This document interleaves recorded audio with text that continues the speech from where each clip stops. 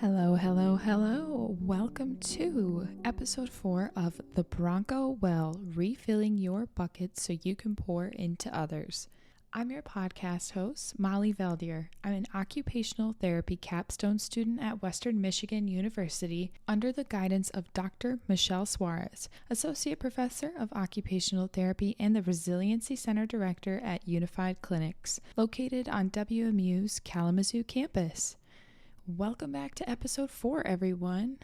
Our episode for today is titled Caregiver Care, Starting Small. This is the very first episode where we will start to expand into strategies, tips, and tricks to help you caregivers in your daily life. Our previous episodes 1 through 3, were very foundational. We're going to be building on a lot of those topics. So make sure that you have listened to all of those so everyone is on the same page and caught up to speed. We'll start by recapping our most recent episode 3, Show Me the Research. Then we're going to talk a little bit about the power of naming emotions and why that's important for us as caregivers. After we talk about the research and the power of naming emotions as a caregiver, we're going to also engage in a guided reflection. I'm going to provide some prompts for you as a listener and just invite you to take inventory and reflect. We'll also touch on the power of interoception and set us up a little bit for next episode. That's what we've got ahead. Recapping episode 3, Show Me the Research. We looked at a lot of different studies and articles surrounding the importance of having your bucket filled and why it's important. Your brain, because it's neuroplastic, has the ability to make changes. If you remember, neuroplastic is that term that means moldable. We're carving out new pathways in our brain to help us integrate new habits and make lifestyle changes one small step at a time. We introduced the concept of self-compassion and also looked at some literature as to why it's important, both neurologically and physiologically. We also discussed the default mode network and the importance of hitting pause to pull us out of those rumination and negative thought patterns. We also discussed how pushing pause on the default mode network actually can increase our cognitive capacity and cognitive functioning, therefore enhancing our ability to be caregivers. We also discuss support systems and how the perception of support is almost more important than just availability or knowledge that the research is out there. But for now, we're going to turn our attention to some more hippy-dippy baloney, the power of naming emotions. As I'm sure you've caught on by now, when I mention something is hippy-dippy or maybe silly or feels just odd to do, there's usually still a good reason behind why I'm bringing it up, why I mention it. Even though things such as discussing or naming emotions can feel silly and quite frankly elementary at times, there's actually a lot of literature and research out there that discusses the importance of actually giving name to your emotions, because it encourages you to be mindful and take inventory about what's actually happening in your body and then how that affects you on a physiological level. So if you're still not quite buying into all of this, just hang with me here. I promise this is actually building something really important for us. As a caregiver, in your day-to-day, you might be feeling a million things all at once during any given point. Or it could be the opposite of that. You feel nothing at all and kind of numb. As a caregiver, your life can be very chaotic and unpredictable. Your child has significant needs, but your child likely isn't the only person in your family. You might have another child or a partner and your own needs that you have to cater to. Navigating life can be really difficult, and it's important to slow down and identify feelings, even if that makes us uncomfortable. So why is that? Understanding your emotional landscape is really crucial to being able to achieve emotional regulation. To achieve effective emotional regulation and balance, a caregiver must first learn to identify or label their feelings and emotions.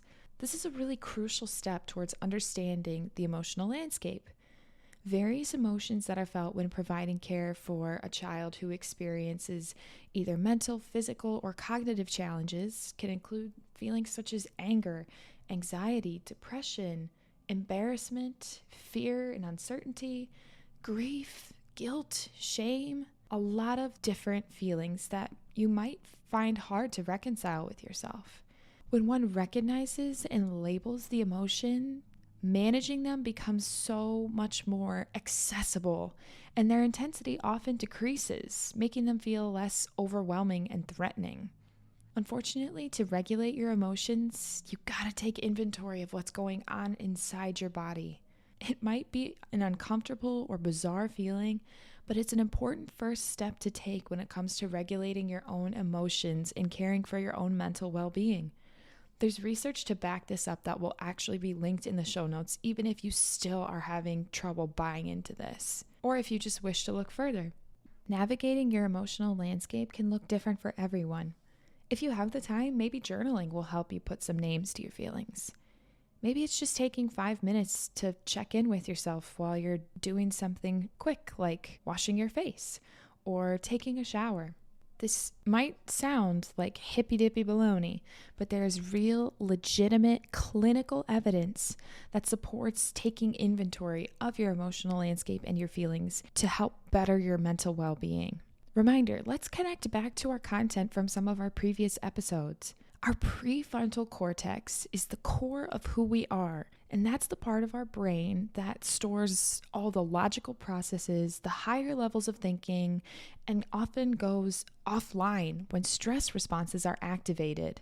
The limbic system, that's that limbo, am I safe, am I not? That system also houses our emotions, especially when it comes to keeping us safe. So when we are taking stock of our emotional landscape, we are manually bringing that prefrontal cortex back online, which is so much better for our brains and for our bodies than constantly living in this state of vigilance where we're not really taking stock or inventory of our feelings at all and just living in this stress response zone. Something to note here too, because our feelings live in that limbic system, it indicates to us that we don't choose to feel the way that we feel, especially when it comes to keeping us safe. Our feelings are the result of that primitive part of our brain. Our feelings are not always logical and are not always choices. It's important to keep that distinction in mind when navigating your emotional landscape. As we start to get into this, I really want to stress this point here. Any feeling that you have is valid. Your lived experience is your experience alone. There is not a right way or a wrong way that you should feel. This would be a great time to practice that self-compassion we talked about in episode 3. It is okay to feel grief that your parenthood journey may not have looked as you pictured or even as you had hoped. It's okay to feel jealous of other families if they appear to have it, quote, easier than your family. It is okay to feel a desire for your life to have maybe taken a different direction. And it's also okay to feel guilt for feeling that at the same time. It's okay to feel frustrated at life, at uncontrollable circumstances, at the unfairness of it all. You can feel all of these things and more and still love your child with all of your being. These feelings are not mutually exclusive. And these feelings are not necessarily the result of choice either. You didn't choose to feel these things. As humans, we are complex individuals and are capable of feeling so many different conflicting things all at once. Give yourself grace and understand that it is more than okay, more than normal to feel all of these conflicting different things. Also included within our show notes will be what's called an emotional identification and articulation wheel. This wheel provides a visual from basic to more nuanced feelings. For example, if you take stock of your emotional landscape and identify something that you've been carrying with you as fear, maybe it's fear for your child's future, maybe fear about finances in relation to providing for your family, You can follow that emotion down the wheel further into a more nuanced territory to help you articulate what you are feeling more specifically. Remember, the more we name emotions, the less power these emotions hold over us, the less likely they are to overwhelm us. So it's really important to try to see this through. Think of it as such. When you name an emotion, you are identifying what is happening inside your body and in your life, and therefore are taking the first step to dismantle its hold over you. If you're able to come to terms with the fact that anxiety is what you've been feeling, you now have a target. And then therefore you can implement the strategies and tips and tricks that you've learned to dismantle this anxiety. Because you know what the cause is, you can address it. If you are using what limited time you do have for yourself to listen to this podcast, I'm going to build in some time for us to be mindful while you listen. I'm going to provide some prompts for you to mull over, and we're going to begin a guided reflection right now at this time. As we go through some of these prompts, I'll invite you to take inventory of how you're feeling, but also what you're feeling in your body.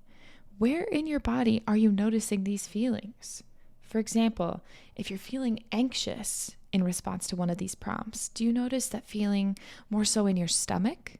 Maybe your chest feeling tight. Maybe it's in your hands and they sweat. Take this time to mentally check in with yourself, but also pay attention to your body's cues. This is laying the foundation for a concept that we'll discuss later in this podcast series, but it's a really great exercise to start practicing now. Let's begin our guided reflection. Here's your first prompt. Think about your day so far. Maybe you're listening to this in the morning or in the afternoon. If I were to ask you to tell me a story about your day, what sort of language would you be using? Maybe you'd be using language such as crazy, frantic, chaotic, or disorganized. Maybe it's the opposite. Smooth, peaceful, calm, or maybe it's somewhere in between. Take a moment to reflect on the language that you would be using to describe your day so far.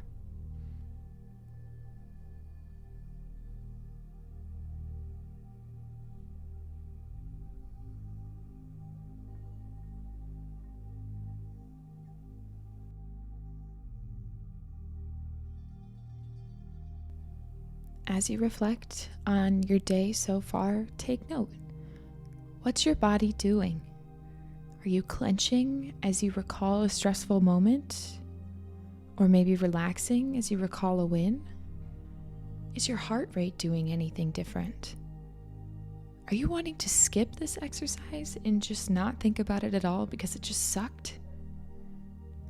Tune in with your body as you recall your day.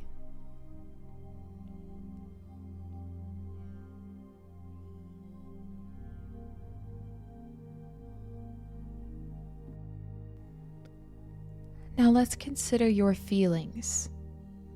You might find it helpful to start basic. Bad feelings or good? Let's take it another step further. What in your day caused these feelings? Perhaps there was an unexpected or unforeseeable snag. Perhaps it was something that was totally predictable, but still resulted in conflict. Look at the root of what caused that feeling.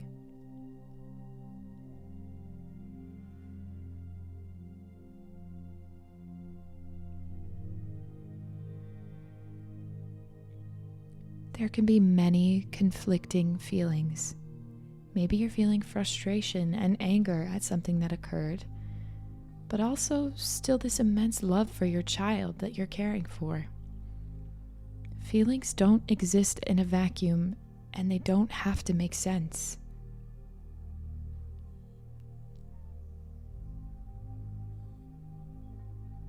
This exercise might feel a little silly, but there's so much power in naming your feelings.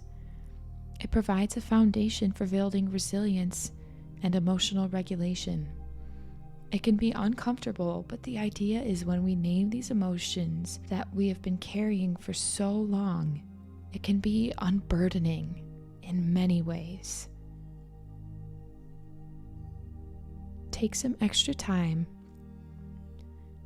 and just think through your feelings. Give them names. Find the root of why you're feeling this certain way.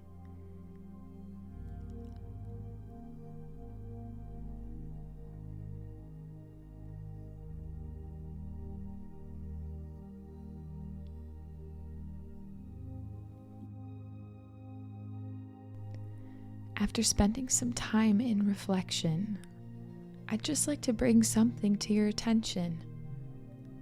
Now that you understand these feelings and have given them a name, what is the natural next step that you would like to do as a caregiver? When our children are having difficult times with their feelings, what is something that you help them to do? You help them to regulate.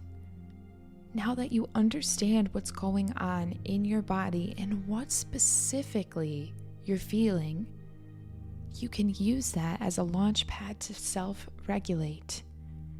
We'll talk a lot more about regulation strategies and give specific examples of some of those strategies later during this series. But for now, think of some of the things that you discuss and do with your child. Maybe it's just some deep breathing. Maybe it's altering the environment to be less overstimulating, turning off some lights or putting on just some white noise to drown out any other sounds.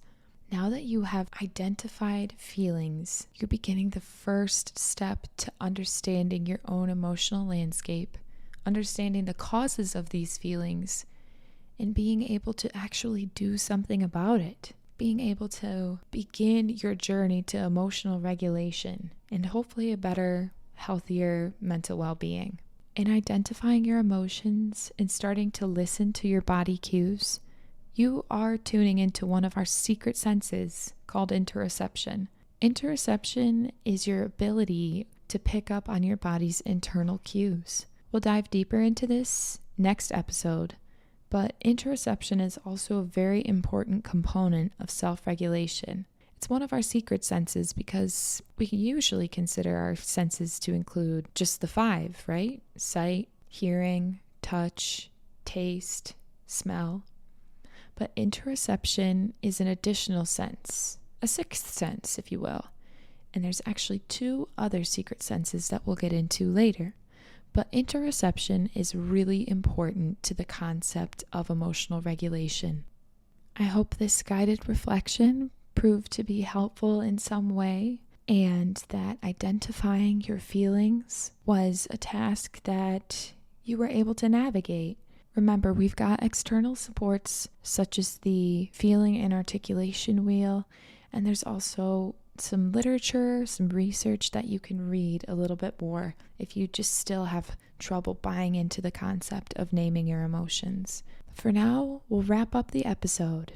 It was a little bit of a quicker one today, but that's because we're starting to get into the strategies and relying more on the foundation that we built in the previous 3 episodes rather than continuing to lay the foundation.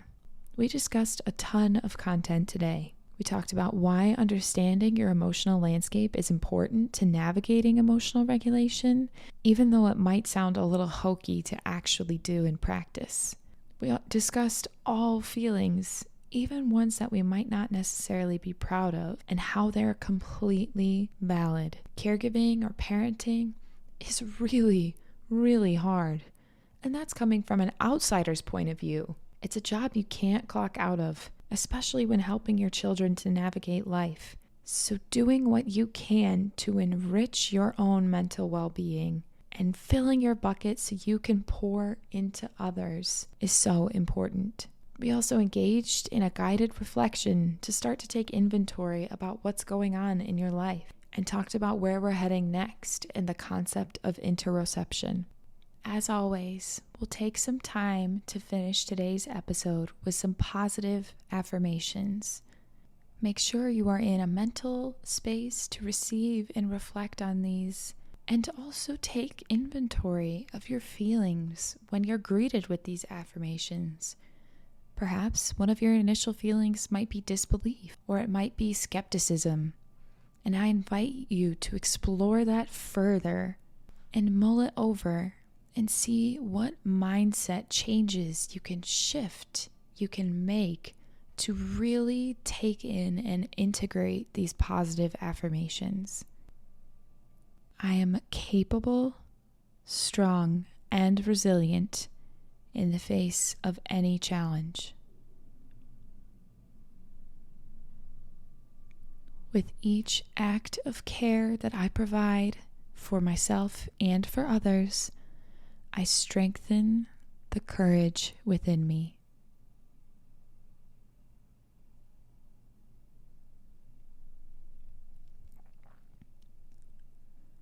My well-being is essential to being an effective caregiver. I deserve time for myself to address my own needs without feeling guilty.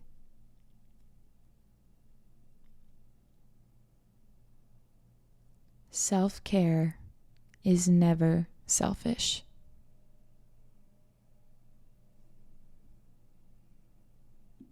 Thank you so much for listening and joining me today as we discussed topics from episode 4, Caregiver Care, Starting Small. Join us next time for episode 5 of the Bronco Well, Caregiver Care, Taking Action. We'll see you next time and have a great rest of your day.